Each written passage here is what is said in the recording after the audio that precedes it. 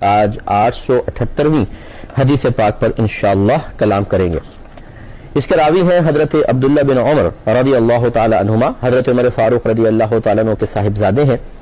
یہ کہتے ہیں کہ حضرت عمر بن الخطاب رضی اللہ تعالی عنہ جمعے کے دن کھڑے ہوئے خطبہ دے رہے تھے۔ اس وقت نبی کریم صلی اللہ علیہ وسلم کے اصحاب میں سے اور مہاجرین اولین میں سے ایک شخص مسجد میں داخل ہوئے تو حضرت عمر فاروق رضی اللہ تعالی عنہ نے ان کو ندا کر کے بلند آواز سے پکار کے فرمایا، یہ کون سا وقت ہے؟ یعنی یہ مسجد میں آنے کا کون سا وقت ہے؟ انہوں نے کہا کہ میں مشغول تھا، میں اس وقت اپنے گھر پہنچ سکا جب میں نے اذان سنی تو میں نے وضو کرنے کے سوا اور کچھ نہیں کیا۔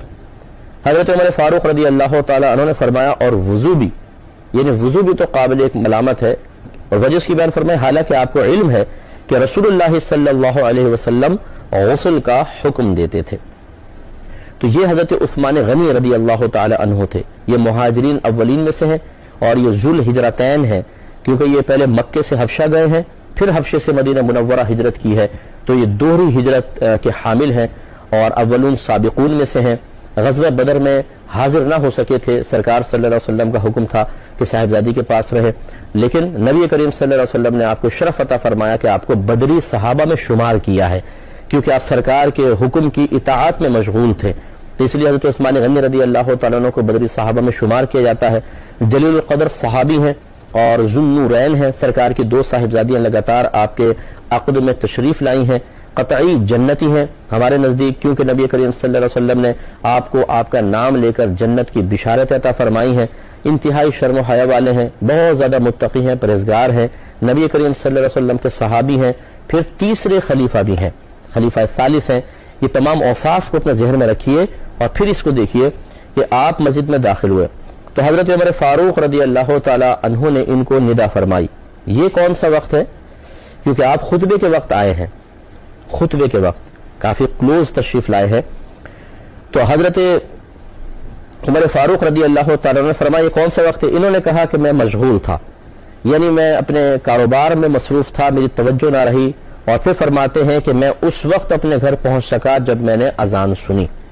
لہذا چونکہ کلوز ٹائم ہو گیا تھا اس لیے فرماتے ہیں کہ میں نے وضو کرنے کے سوا اور کچھ نہیں کیا۔ اب ذرا یہاں توجہ فرمائیے، جو یہ کہتا ہے کہ جمعے کے دن غسل کرنا واجب ہے، تو بتائیے کیا عثمان غنی رضی اللہ تعالیٰ عنہ کو نہیں معلوم تھا کہ جمعے کے دن غسل کرنا واجب ہے اور ترک واجب حرام ہوتا ہے،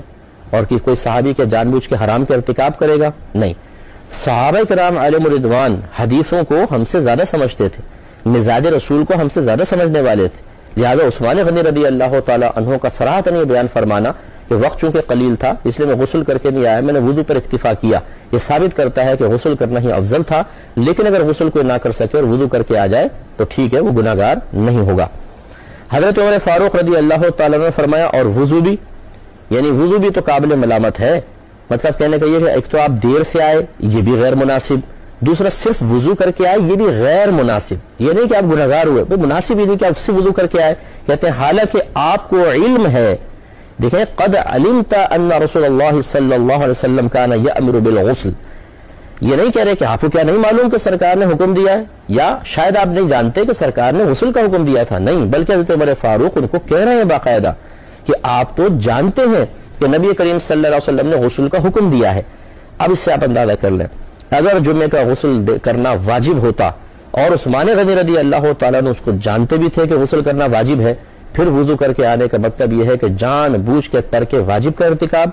اور ترک واجب یعنی واجب کو چھوڑ دینا، ترک کر دینا، یہ گناہ صغیرہ ہے، اور اس پہ اصرار کر لیں تو گناہ کبیرہ بھی بن سکتا ہے، اور کوئی صحابی اس طرح جان بوجھ کے واجب کا ترک نہیں کر سکتا ہے۔ لہٰذا معلوم یہ ہوا کہ حضرت عمر فاروق رضی اللہ تعالی عنہ جمعے کا جو غسل یاد دلا رہے ہیں وہ وجوب کی طرف اشارہ کرنے کے لیے نہیں بلکہ افضلیت کی طرف، کہ آپ اتنی دیر مشغول نہ رہتے تو بہتر تھا، آپ پہلے گھر جاتے اور فضیلت کے حصول کے لیے باقاعدہ غسل کر کے مسجد میں تشریف لاتے تو بہت بہتر تھا۔ اور حضرت عثمان غنی رضی اللہ تعالی عنہ نے اس بات کو جاننے کے باوجود کہ نبی کریم صلی اللہ علیہ وسلم نے غسل کا حکم دیا ہے،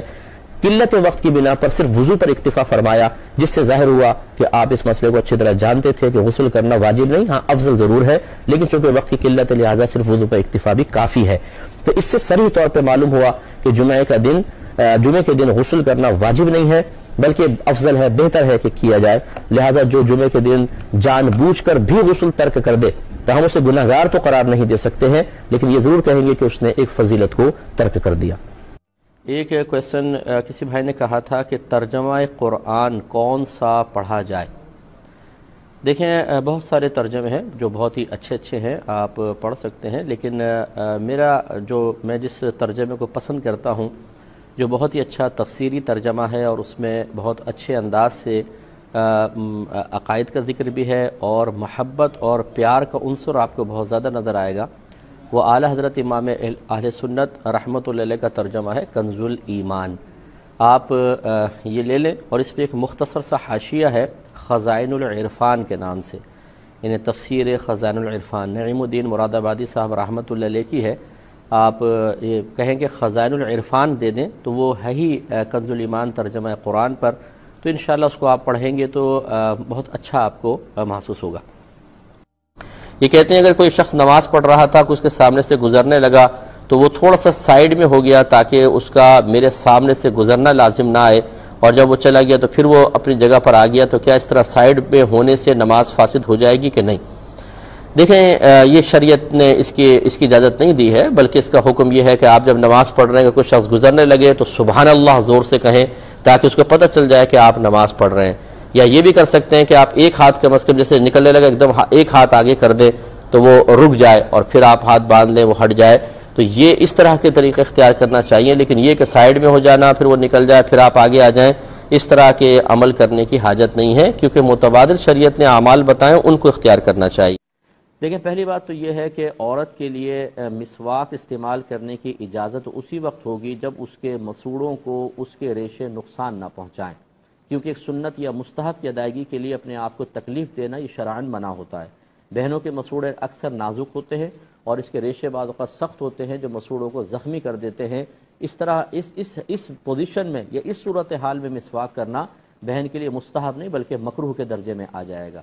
اچھا اگر فرض کر لیں مسواک ایسے جیسے زیتون کی مسواک ہوتی ہے بڑے ہی نرم ریشے بن جاتے ہیں، اس قسم کی ہے تو بالکل چاہے نئی ہو چاہے پرانی، اس پرانی کو تھوڑا سا پانی میں گیلا کریں اور مسواک کر لیں، بہت اچھی بات ہے۔ اور اگر مسواک میسر نہیں ہے یا سخت ہے تو بہنیں اپنی انگلی بھی دانتوں پہ پھیر لیں تو انشاءاللہ ان کو ثواب مل جائے گا۔ ایک بات یاد رکھیے گا، ایک ہے سواک، ایک ہے مسواک۔ سواک کا مطلب ہوتا ہے ملنا، دانتوں کو ملنا ایک الگ مستقل سنت ہے، اور اس ملنے کے لیے لکڑی کا استعمال جس کو مسواک کہتے ہیں، سواک کا آلہ، یہ ایک الگ چیز ہے، یہ دو سنتیں ہیں۔